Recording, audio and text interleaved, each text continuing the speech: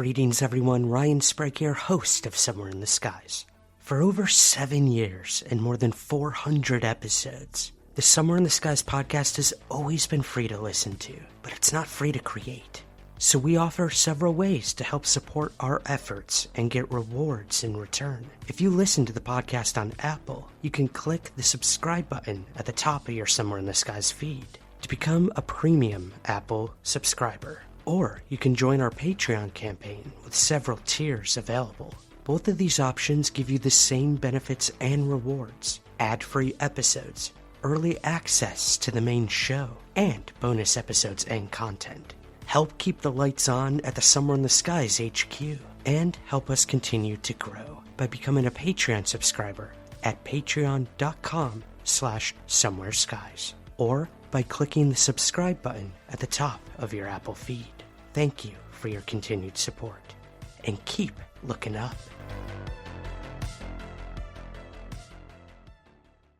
Today, I'm speaking with filmmaker Jonathan Berman about his latest documentary, Calling All Earthlings. Flying saucers and people from outer space. George Van Tassel, let's talk about this time machine you're building down in California. The Integratron was built by George Van Tassel. He worked for Howard Hughes on advanced aircraft. He was the UFO contactee. I was sound asleep when he awakened. The man got off of the ship and approached me before I even knew there was a ship down. Oh, come off it, Joe. He said he had contact with those aliens. Came to him and gave him the design to that Integratron. The Integratron was to engineer a type of genetic reprogramming leading to longevity.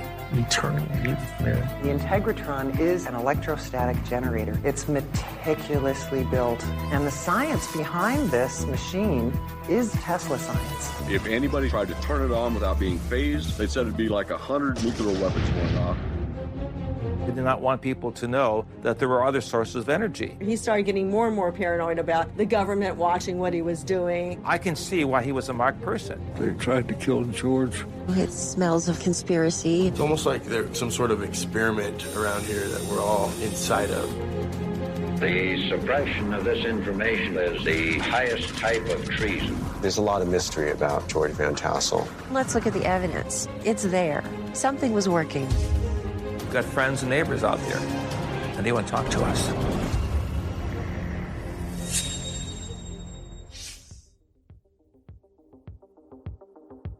Calling All Earthlings explores a mid-century UFO cult, led by one-time Howard Hughes confidant George Van Tassel. Van Tassel claimed to have combined alien guidance with the writings of inventor and physicist Nikola Tesla and other controversial science to build an electromagnetic time machine he dubbed the Integratron. Was he insane, or could the dome really break through the boundaries of space, time, and energy? FBI agents worked against Van Tassel and the alternative community that formed out of his work. Would he finish the Integratron before the government finished him? Tune in right now to find out. You are now Somewhere in the Skies with your host, Ryan Sprague.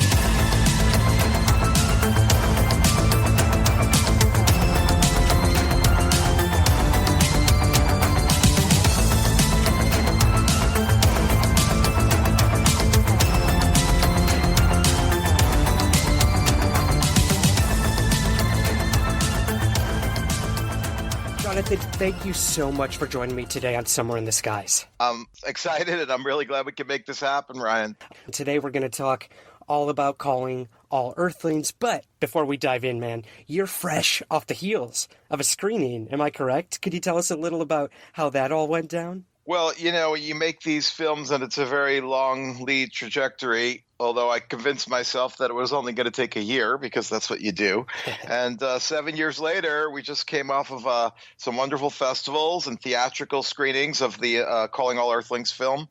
And then this week, which is about, as we're going to talk about, George Van Tassel and his activities out in the deserts of California and Joshua Tree area. So we filmed in Joshua Tree, and that was like 7 years ago. And I returned Friday night to show the film, and it was just a wonderful feeling of returning and people being into it. And, it's always sensitive about how a community is portrayed and whether they accept it or not. And that was a process that I could tell you about. So it's really fun, really great scene out there still. It's just nice, good people. Absolutely. Yeah, we'll definitely get into that community. That's a big aspect of all of this that I'd love to discuss. But again, before we get to that, I always like to hear the origin story of, how filmmakers became who they are, the classic origin comic book thing. So before we get into that, what made you want to become a filmmaker in the first place? Oh, Ryan, I grew up watching a lot of TV and reading books. I was a little, voracious reader as a kid. And when I watched a ton of TV, the Brady Bunch and the Partridge Family and Get Smart and all these shows, and eventually I felt like I had so much input that I wanted to put something back out. So, and, growing up, I guess what we thought of was middle class. I don't know if that exists anymore. I had the luxury in my mind, certainly, the luxury of pursuing art, but I think it was just more like an intuitive thing. I just started playing music when I was a kid and being in bands, and we shot little Super 8 movies, like in, what was that film with the Spielberg film? Oh, yeah. He always has Super 8 in his stuff, so. Yeah.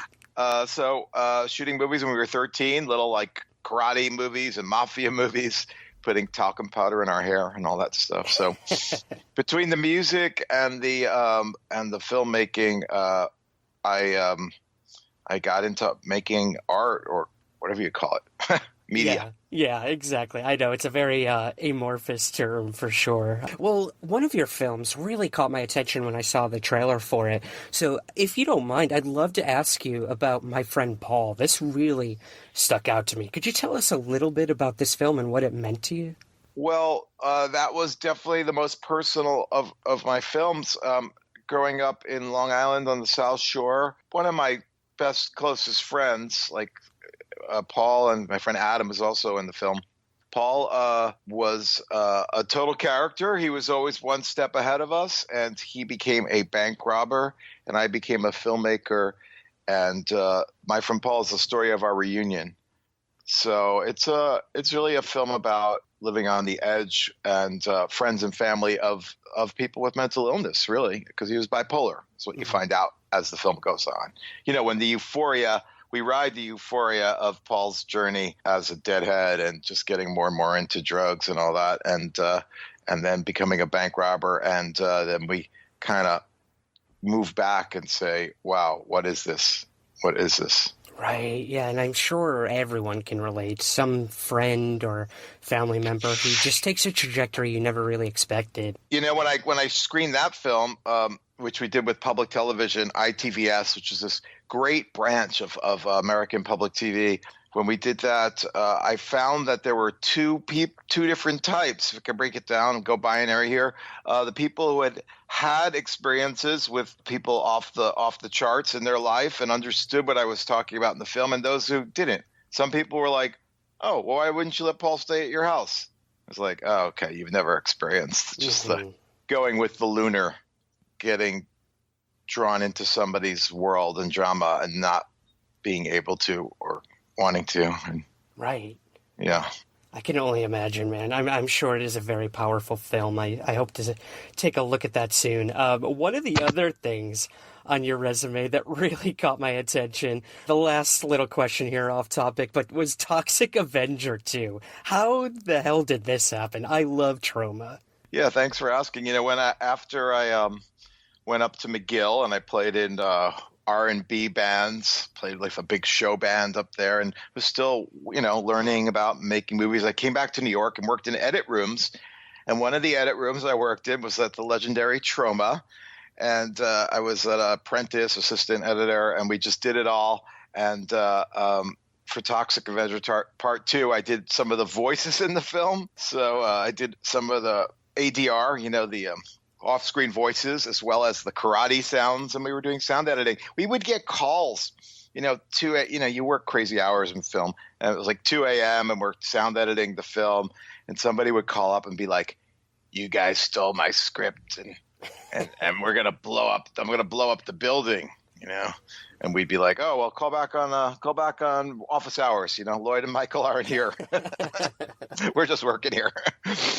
So it was fun, and working with Lloyd Kaufman is a hoot. He's a great guy, and he really understands audiences too. Absolutely. I believe I met him at a Comic-Con one year, and yeah. My God, if you've ever seen passion in someone, an executive of like a film company, that's the example right there for sure. Yeah, Lloyd was more the creative, and Michael was the business side. So he always wanted to make sure that people were getting it, and I feel the same way. I don't want my stuff to be too esoteric. I love out there avant-garde stuff. Sometimes I like to balance it out, and I'm kind of try to make films that are understood by el gente, the people. And I mean, that's very prevalent in your recent film, Calling All Earthlings. So before we get to the actual story, Jonathan, of George Van Tassel, how did you come to discover this man, and what sort of prompted you to want to make a film about him and his work? Well, I'd finished my last film, Commune, which is about the Black Bear Ranch commune, kind of legendary group of people getting together to change the world. Nothing too audacious there. And I was walking around L.A. as much as one can walk around L.A. And I walked into the Bodhi Tree bookstore, and it's this bookstore that's like deals with the supernatural and all your coast to coast kind of stuff, somewhere in the skies and beyond, spirituality and personal growth. And I spied this book, and it was about the California being a spiritual state. And it was photographs. And one of the photographs was of the Integratron dome. And I just saw this white kind of Gothic dome with a sign perched on it in the middle of the desert. And the sign said, "For basic experimentation in life extension." And I was hooked. So I knew I had to go out there, Right. And, the Integratron itself, which we'll get into, is so iconic now. I mean, my friends send me picture messages all the time of them going there and going out in the desert and just to see it, this like relic that just sort of stands there. Again, we'll get into that. But like you just said, you went out there, and when you decided to make the film, you embedded yourself into this community to make the film. So what was that like? I can't even imagine. That's an interesting question, because when I made Commune, I went up to Siskiyou County, and I was like, well, that's going to be pretty exotic. And I get there, I'm like, God. And first, when we made Commune, the first thing that happened was we kind of got like interrogated by all the people in the commune. It was like a big reunion. So from ages 8 to 80, they were like, "Who are you? You're the media. What brings you here?" And then after kind of passing through the trial by fire with them, and them on the Black Bear Ranch commune, understanding that we weren't there to get them, because the media often gets stuff wrong, right? The media.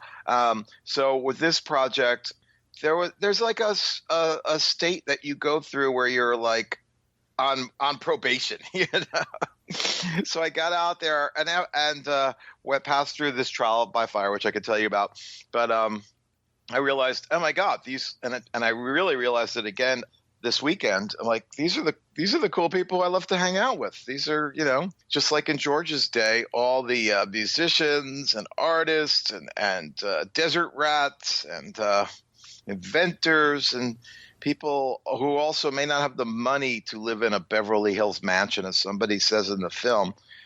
There is something about the desert that was just always magical, and so I feel very akin to a lot of people there. Yeah, I know what you mean, man. I mean, being in downtown Los Angeles, like, you get one perspective of California here, but the minute you step outside of that bubble, like any city, I would imagine, and branch out, something just pulls you, Whenever I even see the word Mojave, I want to get out there. I just want to go and experience it. And as an East Coaster, like, I feel that even more now, this magnetic pull to something I've never experienced. Yeah, and I don't know about you, but it's also like small town living in a good way, because you know everyone.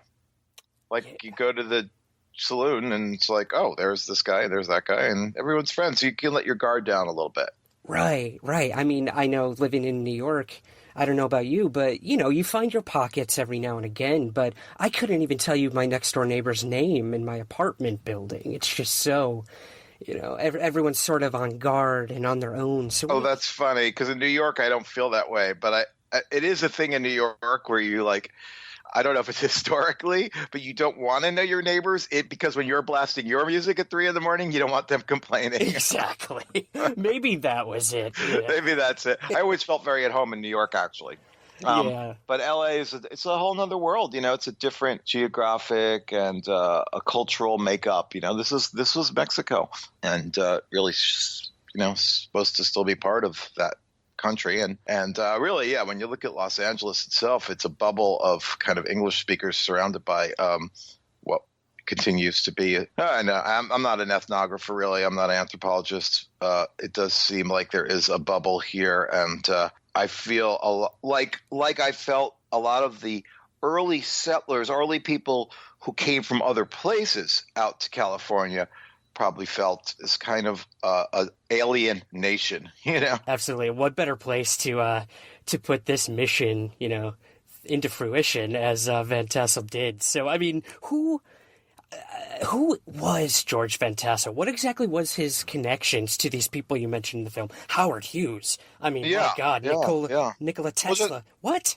is this? Well, just to take a step back, since we were on that thread. Yeah. So many people came out here seeking something. They were the seekers. They came out to the Southern California to be movie stars. They came out in, like the Grapes of Wrath, to eat food because they were starving in the Dust Bowl. People were seeking something when they headed west. And they were also seeking nourishment of the soul, right, as well. And these are the people who leave their towns, a lot of times are more adventurous, and they were looking for something new, and it was a fresh place. George Van Tassel came from the Midwest, as did a lot of people out here in SoCal, and they wanted new forms of spirituality as well. So from the very beginning, there was all kinds of wild stuff operating in these here hills of Los Angeles and the environs. Theosophy, which wasn't, of course, just in L.A. There was Simple McPherson. She had a huge church that was here in Echo Park. The church is still there, actually. Amy Simple McPherson, and kind of like you had as you got on, you had Gene Scott in the 60s and 70s and 80s. Reverend Gene Scott was classic, and I just love that aspect of California as people seeking.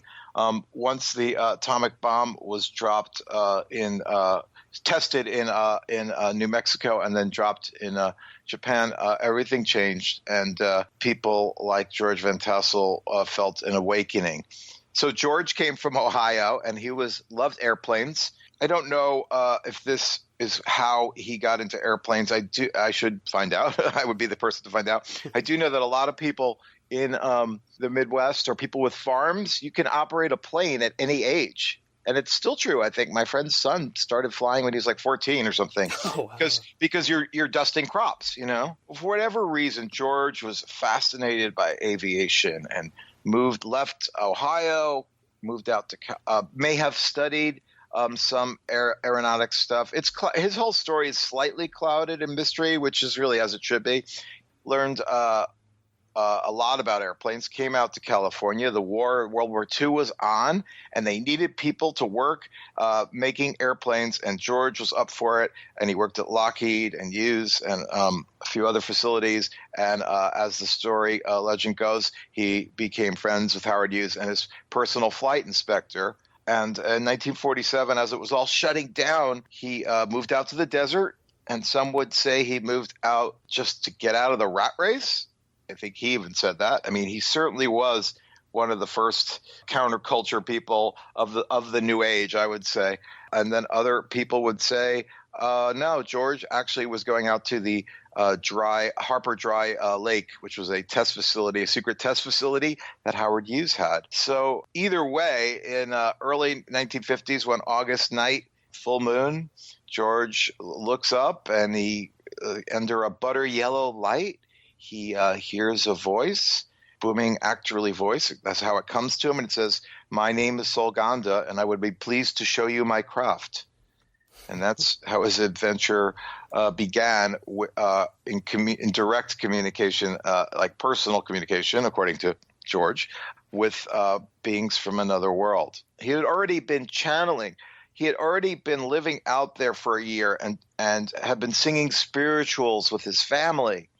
They moved underneath this giant rock with the name of Giant Rock, and they were sing spirituals and invite people over. Pretty soon, these spirituals were morphing into channelings, and George was getting messages. And one of the messages was that they were going to give us a buzz over our capital.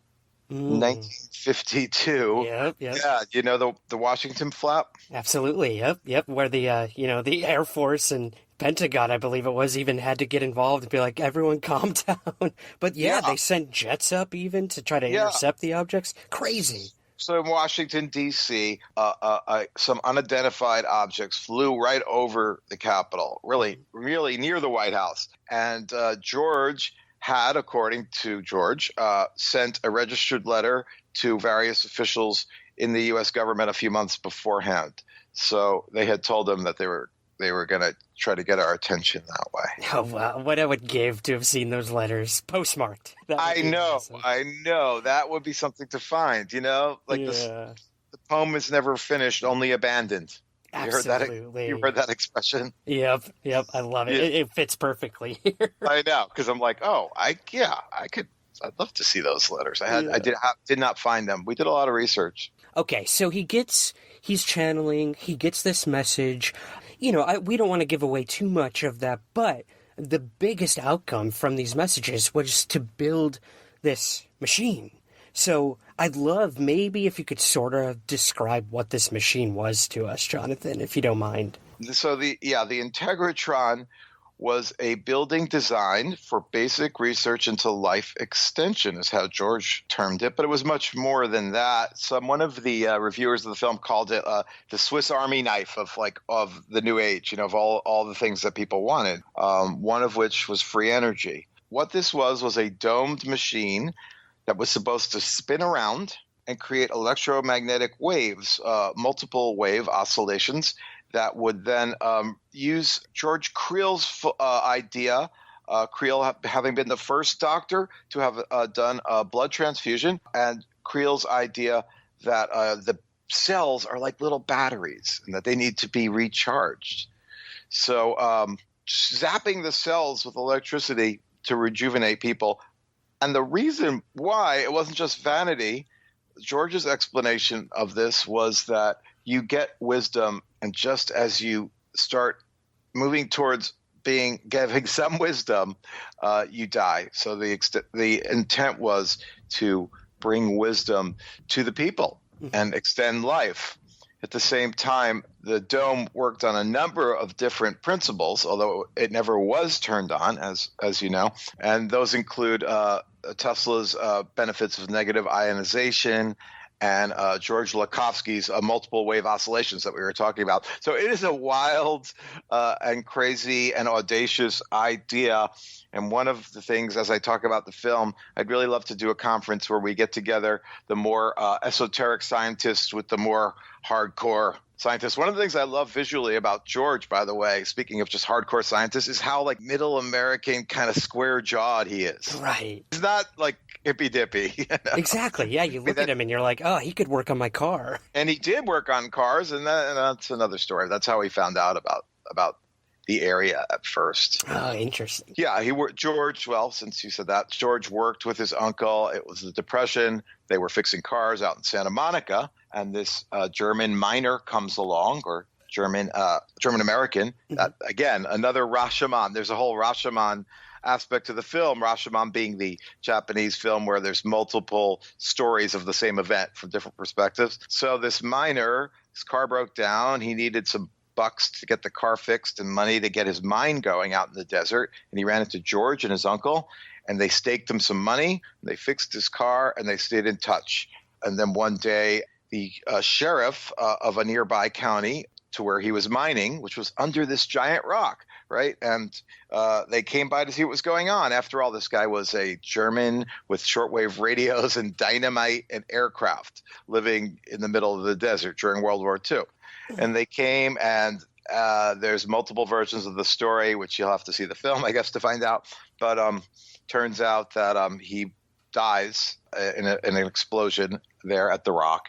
And George and his family, circling back, come there a number of years later and scrub the walls of the blood and start their venture, which they did not know was going to turn. They started living under the rock and singing the spirituals. Yeah. And the rest is sort of history. So out of all this, Jonathan, he creates these conventions, which was another big part of your film, this counterculture that were coming out to the deserts to sort of support the Integratron, which was really interesting idea. And then the intelligence agencies kind of got involved with this. Can you kind of maybe briefly run us through this whole string of events? Well, first of all, it's easy to forget that he invited the intelligence agencies in. Well, the FBI is the one that he contacted, but he contacted other people in the military, like at what is it called? Dwight? I think it's called Dwight Patterson. It's the one in Ohio. Wright Patterson. Right, yeah. Patterson. Yeah, exactly. And so he invited a lot of people because he got this message. So he was on their radar by he called them in. However, they were very interested in George, and again, multiple potential reasons why. One, he was gathering after he got the message. What happened when Solganda? You're getting a little bit of a modern art version of the story, right? But Solganda came down, and he said, "I would be pleased to show you our craft." And then they gifted him or direct downloaded it. I don't know how else to put it. The plans or the basic inspiration for this Integratron, this machine, and that needed funding.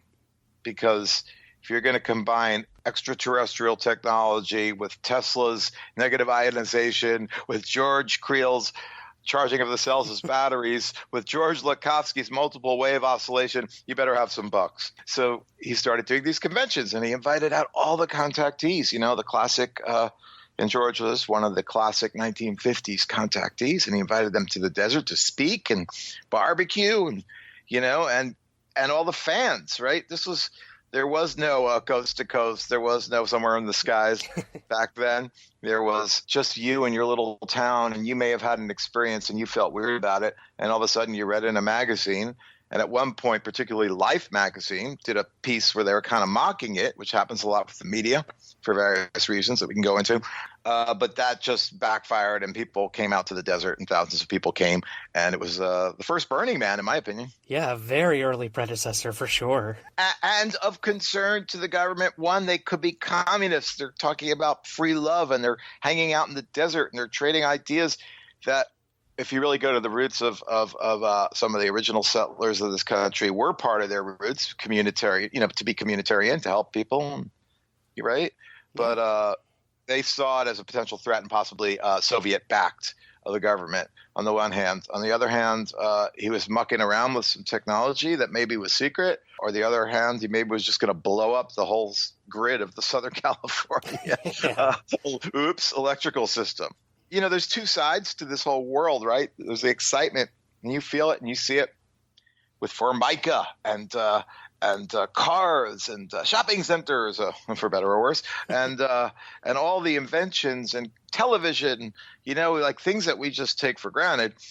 These were new and bright. And then on the other side was the fear of the bomb. And these two polarities play into this whole story in every beat. Absolutely. I mean, you sort of have like the foreshadowing of the Cold War creeping in, I guess, is another good way to look at it. Like, what if these contactees, what if like the message they were given was a Trojan horse of sorts?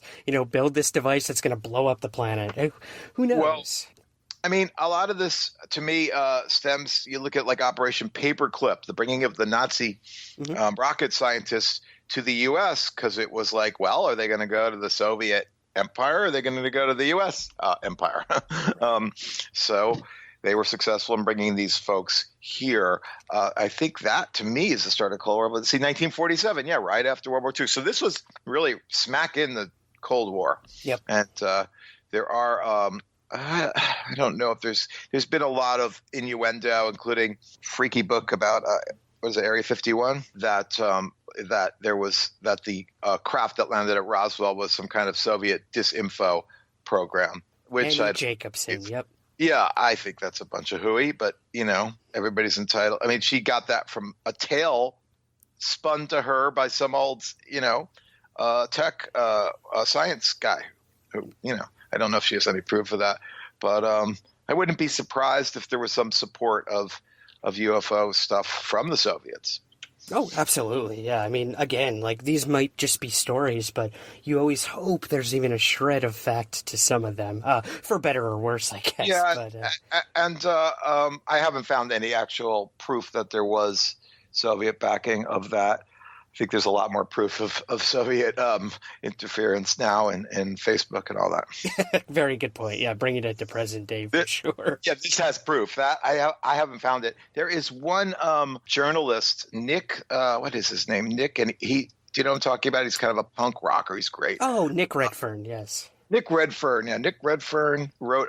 Nick Redfern, who I met at Contact in the Desert, where we tested the film. This wonderful kind of relative.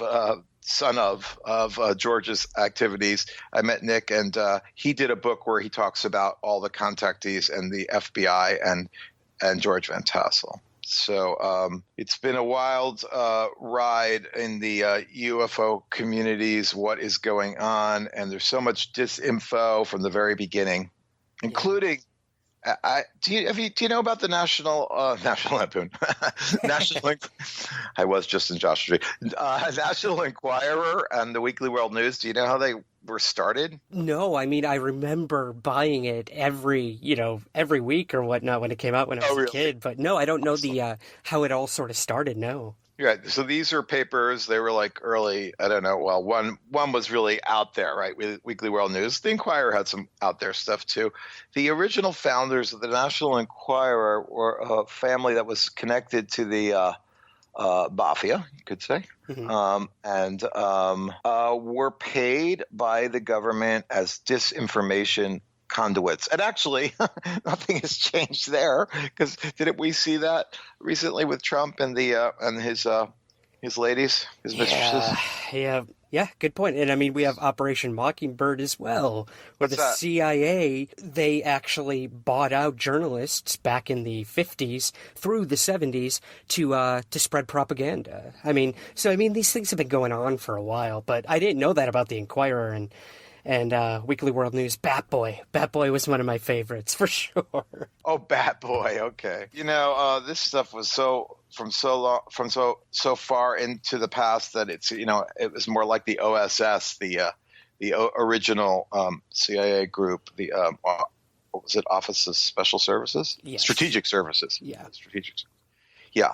So, it's a great way of controlling information is to make fun of it. So a lot of the stuff that came out in the Weekly World News did damage control that way about UFO stuff. Now, people may have just been seeing top secret stuff, We have Eric Burden, the great rock and roller from the Animals in the film, and he's like, look, you Americans, you think you're supposed to know everything, right? That's somehow part of it really is a blessing to be born in a place like this when you see what's going on around the world. Unfortunately, what's going around the world has a lot of culpability from this country. But when you see that somehow we have this freedom that we've been granted, and hopefully we will continue to exercise it, where we think we should know everything. But I think Eric Burden might be right. Maybe there's some stuff you're not supposed to know.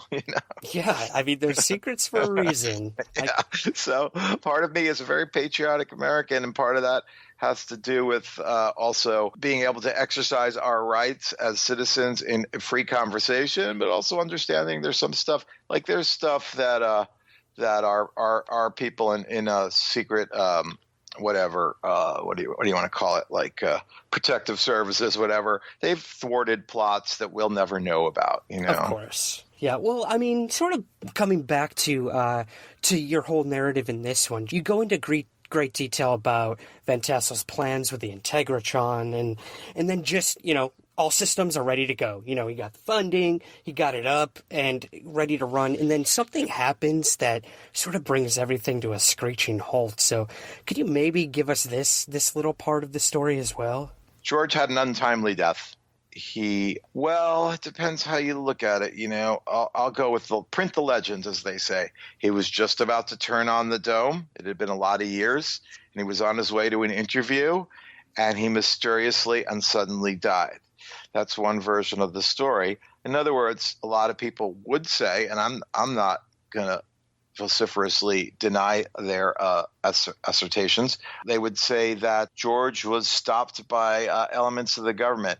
I'm not sure what it is, but this whole populist conspiracy thing has been a big part in the history of this country as well. You know, like people getting all crazy about Illuminati and stuff.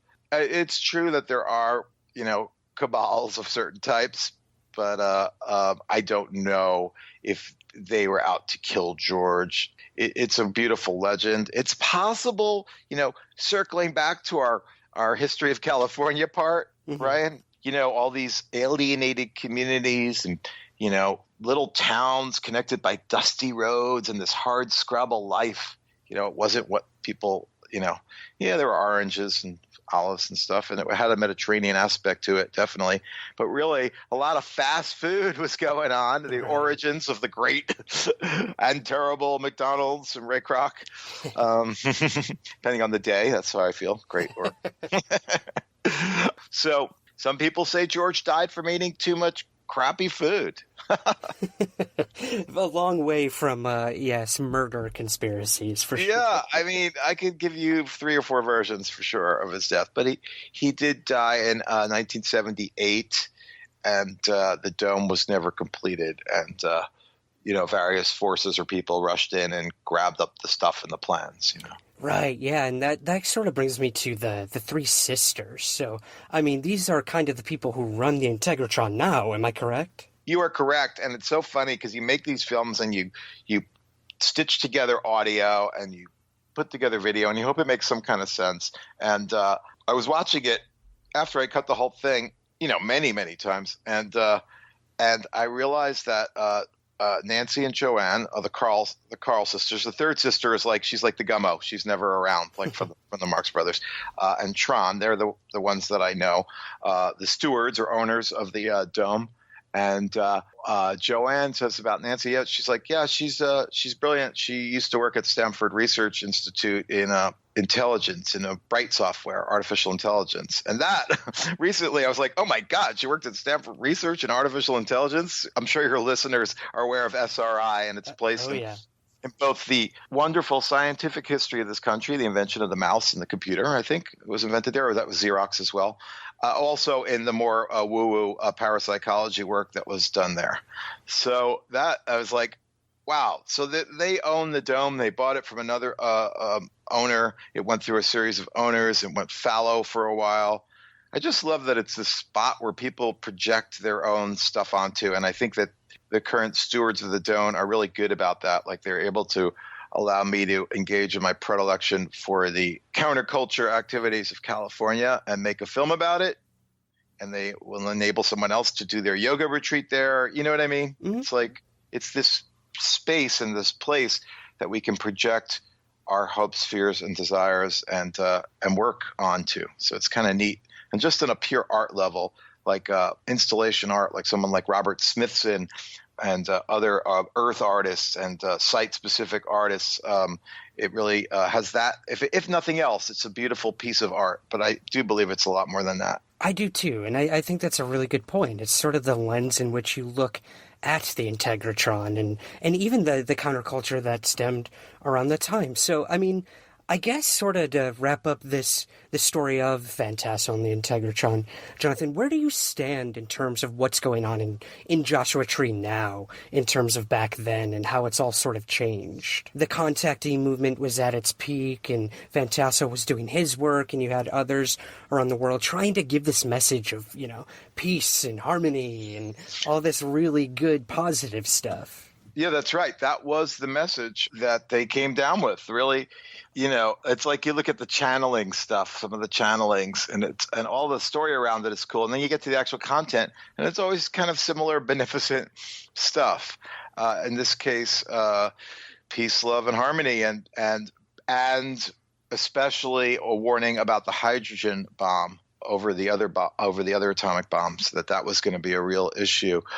So listen, as the preeminent historian of the state of California says in the film, the desert has always attracted, mystic visions, starting with the Bible and before, right? So this is no exception. And I guess back then it was pretty empty. And there were the original Native American people who were there, who had their own very deep spiritual connection, including a connection to the extraterrestrial, which is relayed in the film. By the way, there's a website for the film. It's callingallearthlingsmovie.com. And there is a 70-page paper that was recently printed. And if people sign up for our mailing list, I'm happy to send them a copy of that paper. It's brilliant. It really gets into every aspect of it. Yeah.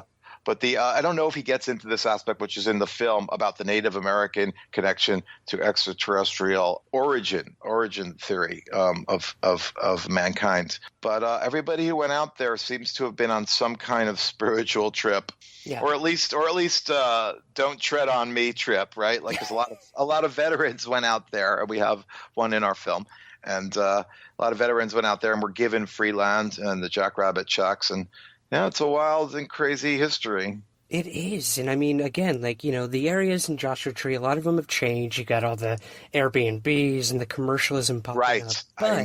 I know. But I mean, your film brings us back to a better time when they could invite veterans to, deal with their PTSD or go somewhere where they're welcomed, So, I mean, I'm hoping that's still the case when it comes to the Integratron and the work with the Three Sisters and in all of this swirling around Van Tassel's original message. And what I find also really interesting is that you recently, in your interviews, you talked about you went to Malibu for a screening and someone told you that they believe there's other Integratrons that have been built throughout the world. Now, I know there's nothing to sort of prove this, but I found that pretty interesting as well. Well, the dome itself is built on the right on the border of one of the largest military installations in the world, 29 Palms facility.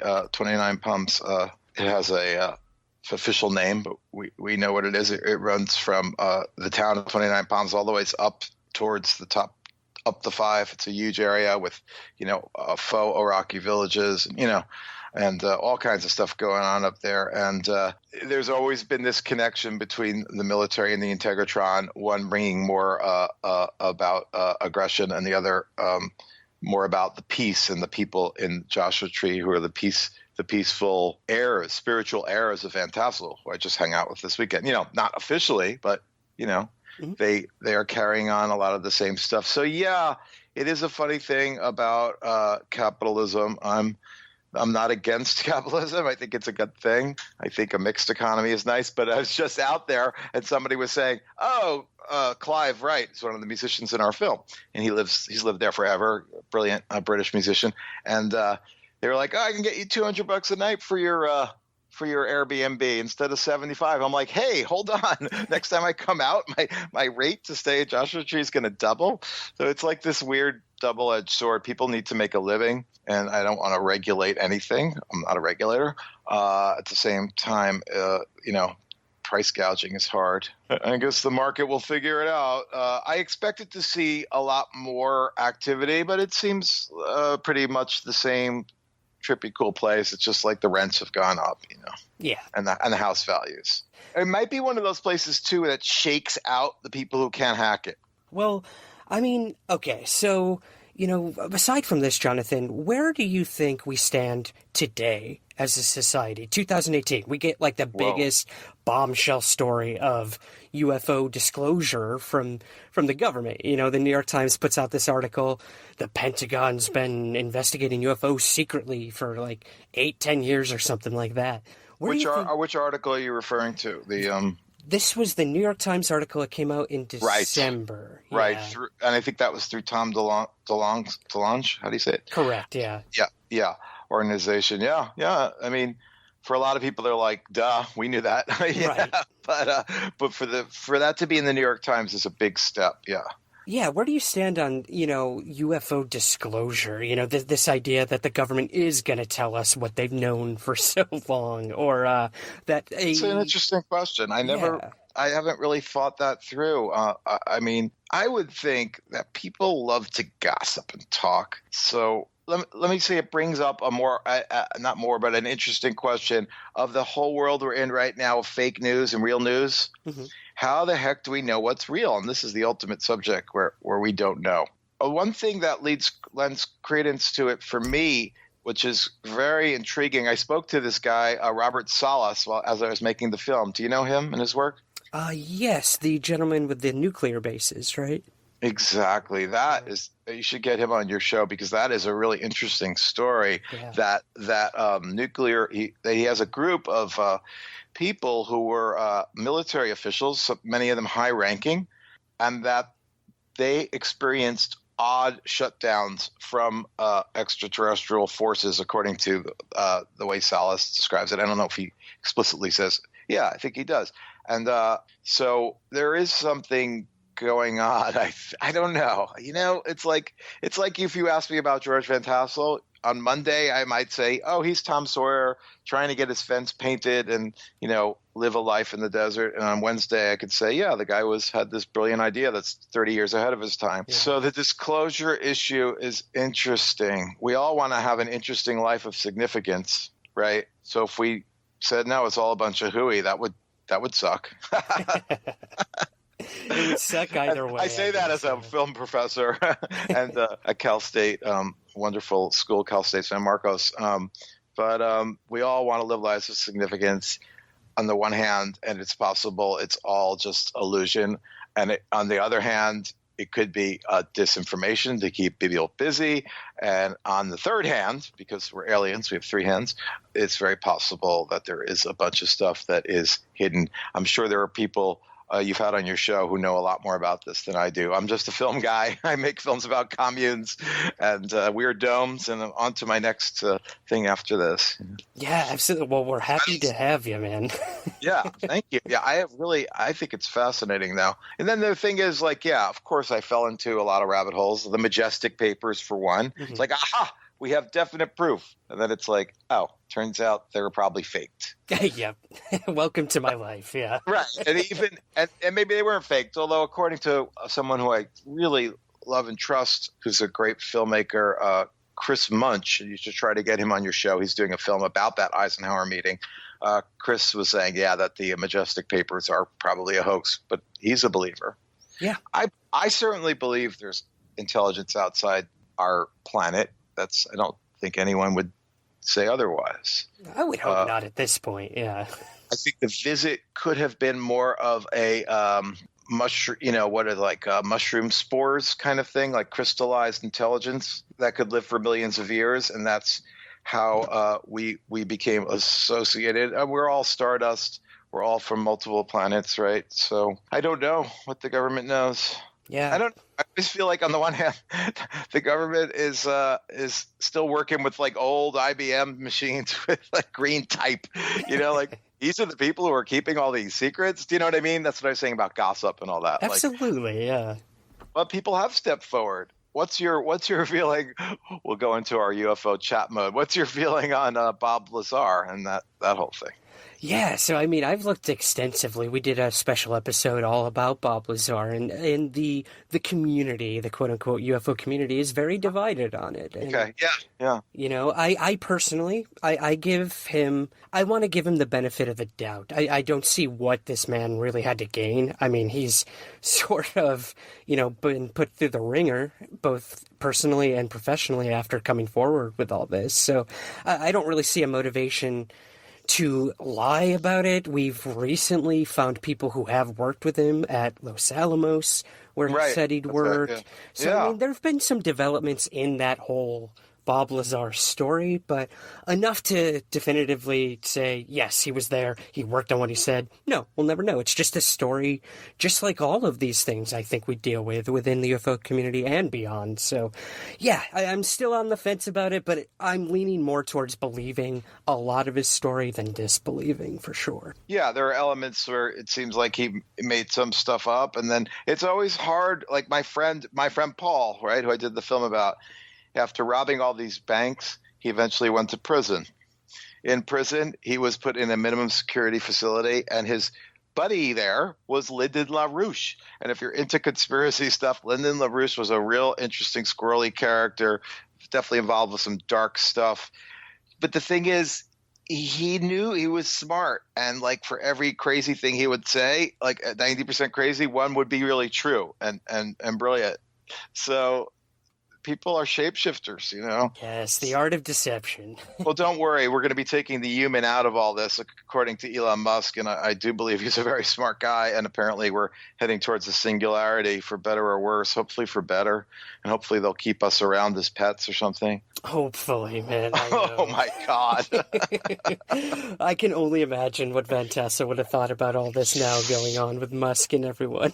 Well, that's the thing. Van Tassel was a peace and love guy, you know, and that was a radical message, and that's not the way things have transpired, unfortunately. Although some people would say we're in a period now that's more peaceful than ever. You know what I mean? There's always another side to the story. Yeah, and the thing about good science fiction, I've been starting to connect with my professor at McGill, where I went to college, and he's the world's one of the leading. He's, I think, the leading critic of science fiction. And these worlds in science fiction and futurism are often very politically radical. They're utopianist. They're better world. I'm not talking about your Star Wars space opera. That's just a Western with ray guns. I'm talking about more your Star Trek, you know, alternate worlds of different possibilities, often thinly cloaked visions of utopia, and often more leading towards the left of the spectrum. In the film, we really tried to show also the whole economic set of it, like that all these experiences are about humanistic impulses and dignity for people who have money or don't, you know. Yeah. And that's like the special world of the desert has been able to kind of encapsulate both the rich and the poor in maybe a better life than they would have in the city. Jonathan, this has been so awesome, man. I got to ask, where can we find the film in all of your other work? Oh, yeah. Thanks for having me today. I hope it makes some sort of sense.